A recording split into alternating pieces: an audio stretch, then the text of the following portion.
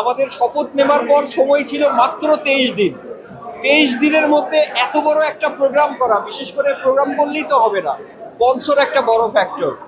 এই সিচুয়েশনে এত বড় প্রোগ্রাম করা, সেটাই ছিল আমাদের জন্য সবচাইতে বড় চ্যালেঞ্জ। তো আমাদের কমিটি, আমরা সবাই মিলে সর্বোচ্চ চেষ্টাটুকু করেছি।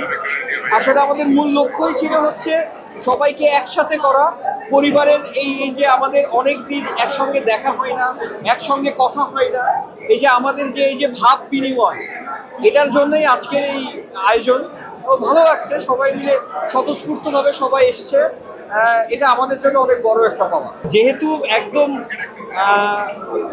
10 বছর বয়স থেকে সংগঠনের সাথে জড়িত, তো সংগঠনের কাজ, পড়াশোনা বরাবরই আলাদা একটা ব্যাপার। আমি আলাদা করে রেখেছি আমার জীবনে সংগঠনটাকে।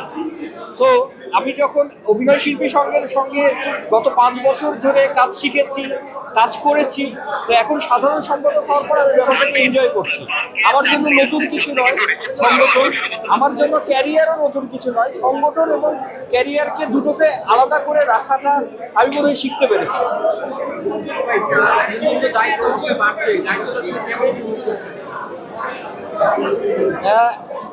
অভিনয় শিল্পী সংঘ বাংলাদেশের পেশাজীবী সংগঠনের মধ্যে আমি মনে করি সবচাইতে সুশৃঙ্খল এবং সুগঠিত এবং সর্ববৃহৎ একটা পেশাজীবী সংগঠন।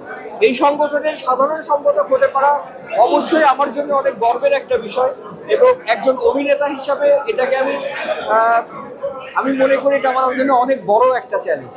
এই 1400 শিল্পীর এই যে আমাদের যে অনেক আকাঙ্ক্ষা, আমাদের যে অনেক দাবি, অনেক যে দাওয়া, এই সব কিছু মিলিয়ে একত্রিত করে এই সংগঠন বা এই কমিটি বা আমাকে মুভ করতে হয়। তো অবশ্যই এটা চ্যালেঞ্জিং, তবে আমরা খুবই আশাবাদী যে আমরা আসলে চ্যালেঞ্জকে জয় করতে পারবো।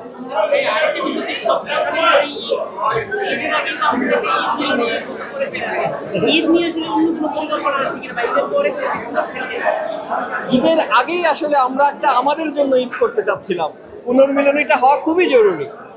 তারপরে ঈদ, সেটা তো আরো বোনাস। ঈদের পরে আমরা আমাদের স্বাভাবিক কার্যক্রমে যাব। খুব বড় কোনো সমাবেশ বা এরকম অনুষ্ঠান হবে না, কিন্তু যেহেতু আমাদের কমিটিটাও 1 বছর হয়নি, তো সবকিছু মিলিয়ে আগামী কাজগুলো সংগঠনের মতো চলবে। আমাদের যে কর্মসূচিগুলো ছিল, যেগুলো আসবে, সেগুলো সময় মতোই হয়ে যাবে। এখন সবচাইতে সহজ টার্গেট হচ্ছে আমাদের সংস্কৃতি অঙ্গনের মানুষদের। কারণ কি, এখন হচ্ছে ক্লিকই কারেন্সি। আমাদেরকে নিউজ হলে অনেকগুলো ক্লিক করবে, কারেন্সিগুলো আসবে। সো সহজ টার্গেটকে সবাই মিলে একটি চক্র, একটি সংঘবদ্ধ চক্র এই সংস্কৃতির মানুষগুলোকে সহজ টার্গেট হিসেবে বেছে নিয়েছে। এই সময় আমাদের একটি কথা, আমাদের ঐক্যবদ্ধ থাকতে হবে। এটি আমি মনে করি এটা আমাদের সমাজ না, এটা আমাদের বাংলাদেশ না, এটা আমাদের সংস্কৃতি না। এটি একটি দুষ্টু চক্র, সংস্কৃতি এবং আমাদের দেশের ঘাপটি মেরে লুকিয়ে থাকা সংস্কৃতির জন্য ক্ষতিকর একটা চক্র। দিন শেষে আমরা ঐক্যবদ্ধ, কোনো চক্রই আমাদের এই বাঙালি সংস্কৃতি, আমাদের এই নাটক, আমাদের ঐতিহ্য, আমাদের এই সাম্প্রদায়িক সম্প্রীতিকে কোনো চক্রই ভাঙতে পারবে না। আমরা ঐক্যবদ্ধ, এবং অভিনয় শিল্পী সংঘ যে কোনো রকমের ষড়যন্ত্রের বিরুদ্ধে সবসময় সরব থেকেছি এবং আমরা সরব থাকবো। ওয়ালটন আবারও মিলিনিয়ার অফারে ওয়ালটন ফ্রিজ কিনে আপনিও হয়ে যেতে পারেন মিলিয়নিয়ার। মিলিনিয়ার ছড়াছড়ি দেশ জুড়ে, এটা শুধু ওয়ালটনই পারে।